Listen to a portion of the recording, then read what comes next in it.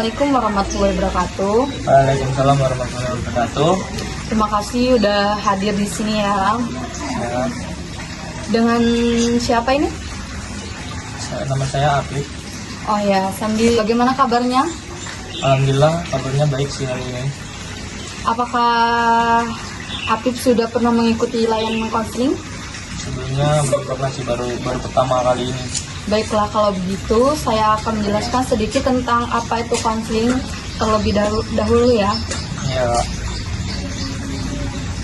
Konseling adalah proses pemberian bantuan yang dilakukan oleh konselor kepada kalian untuk membantu mengatasi permasalahan yang dihadapi, baik itu masalah pribadi, sosial, belajar, maupun kebiasaan yang kurang sehat seperti merokok. Dalam proses ini ada 3 asas penting yang perlu kamu ketahui. Yang pertama, kerahasiaan, artinya semua informasi yang kamu sampaikan akan saya jaga sepenuhnya. Yang kedua, kesukarelaan, artinya kamu datang ke sini tanpa paksaan apapun.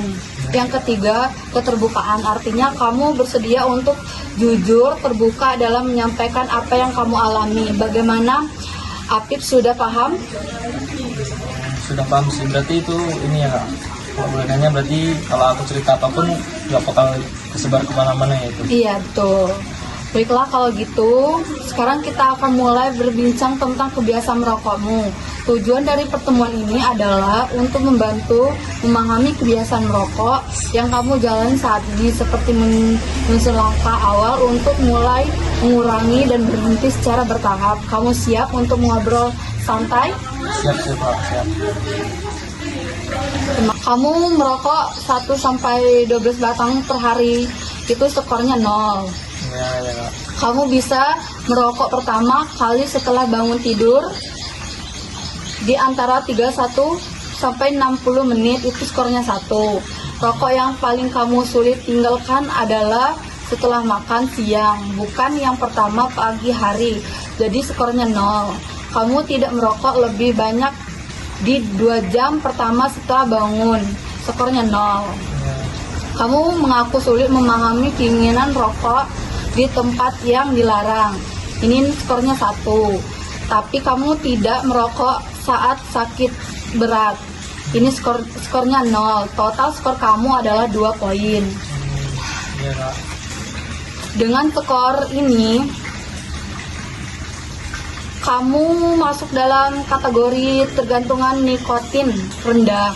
Artinya tubuh kamu belum terlalu tergantung secara fisik terhadap nikotin, dan ini merupakan hal positif. Ini berarti peluang kamu untuk berhenti merokok lebih besar dibanding mereka dengan skor tergantungan sedang atau tinggi. Alhamdulillah kalau gitu, Kak. Berarti masih belum terlalu belum terlalu dalam lah berarti aku apanya. Betul, Pip. Ini adalah kabar baik dan jadi kekuatan awal kamu untuk tetap perlu strategis agar kamu bisa lepas dari merokok. Ya, Kak. Karena kebiasaan merokok bukan hanya ketergantungan fisik, tapi juga faktor kebiasaan, lingkungan, dan stres. Nah ya, Kak, itu sebenarnya saya ngerokok paling kebiasaan dan cuma ikut teman gitu sih. Nah, itu saya nanti akan jelaskan lebih lanjut di sesi berikutnya. Sekarang kamu sudah tahu bahwa secara fisik kamu tidak perlu tergantungan, dan itu adalah model besar untuk kita lanjut ke tahap selanjutnya. Iya, Kak. Pip, ini sesi sebelumnya kita sudah lihat bahwa kamu punya ketergantungan nikotin yang rendah, dan itu sangat membantu dalam proses berhenti merokok. Sekarang kita masuk ke bagian yang penting, yaitu saya ingin membantu dan memberi beberapa nasihat yang gimana perasaanmu sejauh ini. Perasaanku sejauh ini setelah berhenti merokok ya, Kak. Iya. Setelah berhenti merokok, perasaan saya lebih optimis aja sih, kayak lebih optimis sih. Wajar banget kalau kamu merasa optimis. Saya di sini bantu kamu untuk jalan pelan-pelan. Pertama-tama, saya ingin kamu tahu bahwa Keputusan berhenti merokok adalah salah satu keputusan terbaik untuk hidup kamu. Banyak banget manfaatnya dari sisi kesehatan, keuangan, sampai hubungan sosial. Ya. Tepat sekali. Tahukah kamu bahwa uang yang kamu habiskan untuk rokok bisa dipakai buat hal-hal jauh lebih penting, misalnya tabung masa depan, makanan bergizi, bahkan bantu keluarga. Oh iya kak, kalau dihitung-hitung sebulan bisa 1 juta sih, cuma buat rokok itu. Nah itu jadi peluang buat kamu, tapi tantangan utama memang bukan di uang, melainkan di kebiasaan dan pemicuannya. Karena itu saya sarankan kamu mulai dengan itu jadi peluang buat kamu, tapi tantangan utama memang bukan di uang, melainkan di kebiasaan dan pemicunya. Karena itu saya sarankan kamu mulai dengan yang bikin kamu ingin merokok, seperti setelah makan, saat stres, atau waktu ngumpul sama temen. Iya betul, saya sering ngerokok karena diajak teman atau lagi suntuk. Saya sarankan kamu mulai dengan teknik sederhana dulu. 1, ganti kebiasaan, misalnya setelah makan. Yang kedua, hindari pemicu kalau kamu lagi suntuk.